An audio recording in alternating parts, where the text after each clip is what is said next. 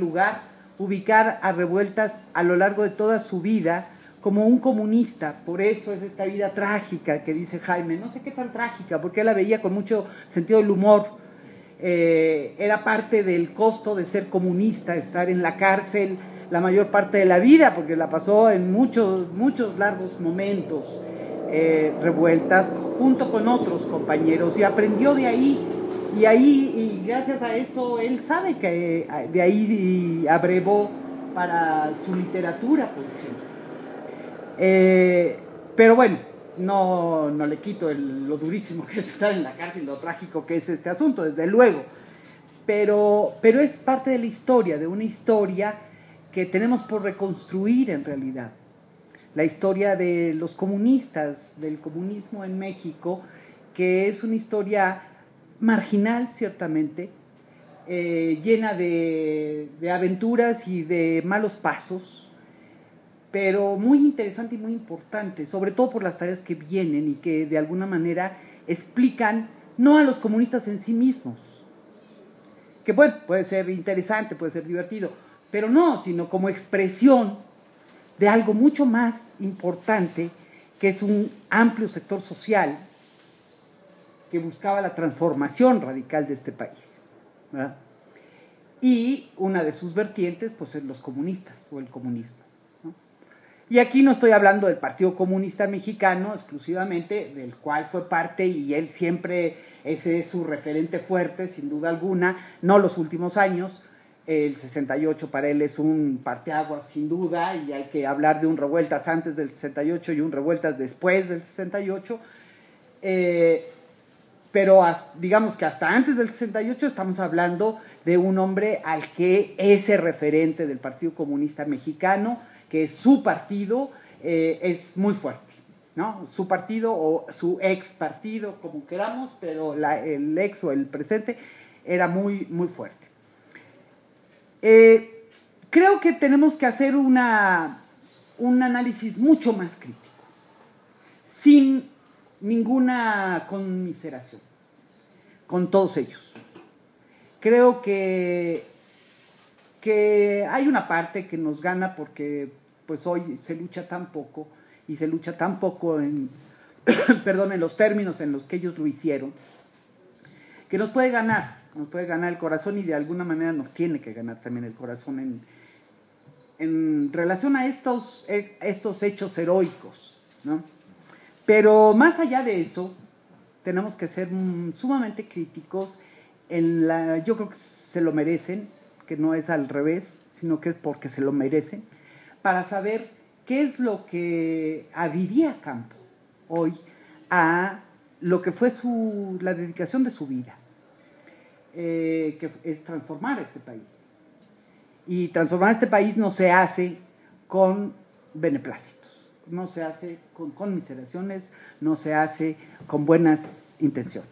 Se tiene que hacer sobre la base de una crítica a los marxismos que ha habido en México, a los comunismos y corrientes de izquierda, muy firme, muy fuerte, pero que supere este ambiente esencialmente sectario, profundamente sectario, en donde el malo está enfrente, al lado mío, es el enemigo, ese ambiente que está aquí y está en los correspondientes documentos que le contestaban a Revueltas, ese ambiente que no ayuda en lo absoluto, que no es la crítica de la que estoy hablando, ¿no? Sino es eso, es la crítica del pequeño grupo que tiene la razón, del iluminado, y que sigue en nuestros medios, lo sabemos, ¿no? Yo creo que hay que invitar a eso, y por eso hay que hacer una lectura muy fina del libro de Revueltas. Yo, en primerísimo lugar, agradezco que me hayan invitado a este evento, porque me obligó a releer el libro de Revueltas, que yo había leído pues en los momentos también sectarios, ¿verdad? Entonces yo tenía otra idea del libro de Revueltas totalmente a la que puedo tener hoy, en la que creo que hay que superar esas lecturas. Y Y creo que hay que ubicarlo para hacer la crítica no sectaria, la crítica constructiva, la crítica que nos sirve para el hoy. Hay que ubicarlo en su sentido más estricto en su ambiente histórico, en su momento histórico.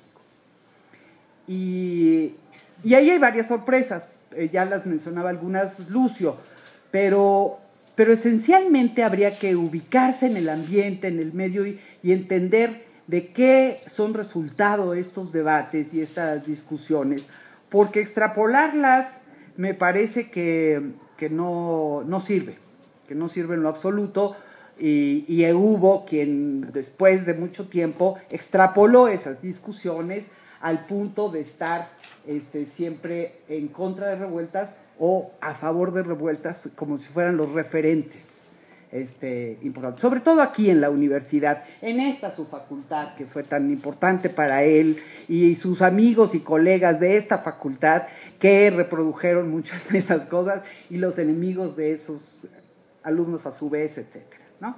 Bueno, es toda una historia de una fuerza marginal, es la historia de una fuerza perseguida, es la historia de una fuerza que quiere ser algo y no puede ser. Y en la búsqueda de por qué no puede ser, es donde tenemos que ser sumamente críticos. Yo no encuentro lo que Jaime encuentra en este libro. No, de plano. Así como los instrumentos para entender, ni Lucio dice que mucho del Estado, yo creo que para entender en un riguroso análisis lo que es el Estado mexicano o lo que son las clases sociales que en ese entonces sostenían una determinada formación estatal, yo no lo encuentro en Revueltas. Y creo que hace intentos, sí. Yo creo que lo que valora Lucio es que haya puesto el problema, ¿no? Es una búsqueda, pero infructuosa por varias cosas, porque para entonces los comunistas del mundo entero están obnubilados por la clase obrera y están convencidos de que la clase obrera por su sola existencia es la clase revolucionaria, ¿no? Y la clase que tiene una meta histórica sobrepuesta por su condición, etcétera, y en función de eso es la medida de todas las cosas. Y creo que ahí hay que revisar, y sobre todo en un país como el nuestro, en un país en donde se forma efectivamente este primer núcleo comunista, en un país extendidamente agrario, ¿no?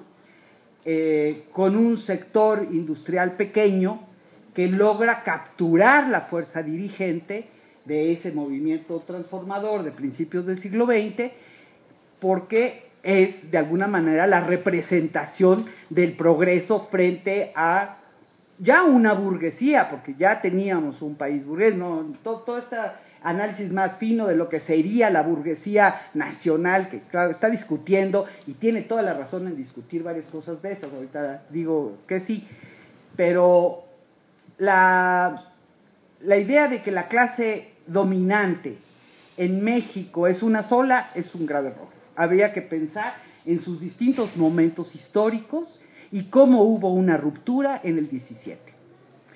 Y esa clase dominante que rompe con el capitalismo anterior, digamos, a los capitalistas anteriores, muy vinculados a capital extranjero, a extensísima clase terrateniente que aún tiene un montón de amarras en el país, esa tiene la capacidad, tuvo la capacidad, porque es emergente, porque no es una clase hecha, se está haciendo en el proceso. La vieja clase capitalista no está en el proceso revolucionario, no solamente no está, sino está en contra o está de viaje, se pasa a Estados Unidos. Eso va a marcar mucho la formación del Estado mexicano.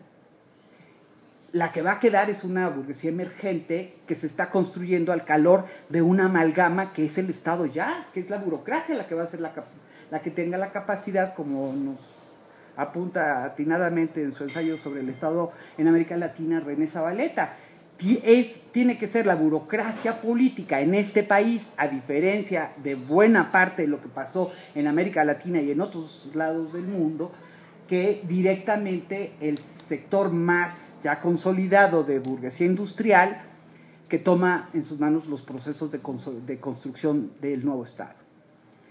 Este hecho para mí es clave para entender las dificultades de la formación de una clase obrera independiente, de una clase obrera al estilo europeo, digamos, o de América del Sur, ¿no? Son las especificidades de México que los comunistas no abrevaron de Lenin en eso. Yo creo que no abrevaron, incluso en el quehacer, no es la idea de Lenin del quehacer de un partido específico para las condiciones de Rusia, sino ya es la idea de un modelo de partido, el Partido Comunista con el que está peleándose revueltas, o el que quiere que se haga revueltas, ¿no? Porque en eso están los comunistas mexicanos y de buena parte del mundo. Pero bueno, volviendo estoy un poco desorganizándome, a mi guión, el punto es que en relación con la formación mexicana, que es clave para entender cuáles son las tareas que tienen los que buscan su transformación, hay una profunda incomprensión. Cuando uno lee los documentos del Partido Comunista Mexicano, realmente da angustia. Cómo desde su primer documento hasta su último documento están en la búsqueda de entenderlo. Es verdaderamente, y no tienen las herramientas. Buena parte de su historia, yo no hablo de los últimos años, en donde ya es otra historia, pero buena parte de su historia no tuvieron las herramientas para entender la complejidad que se formó en México. Eso que dice Lucio tiene toda la razón al ponerlo en el centro, porque era el reto mayor. La crítica al Estado en México ha sido la premisa de todas las críticas, como decía Lucio, por la complejidad. Si lo es en general, en México en particular. Un Estado que tiene la capacidad de cooptar y de representar muchísimo más que otros estados, ¿no? Un Estado profundamente corrupto y corruptor. Pero eso lo estamos viendo hasta hoy. Esa es la historia de este Estado, aquí sigue entre nosotros. Por eso hay que ser inclementes con decir, no hay revueltas, aquí se quedó muy, muy corto, demasiado corto, porque ya para entonces efectivamente había condiciones para una crítica más amplia.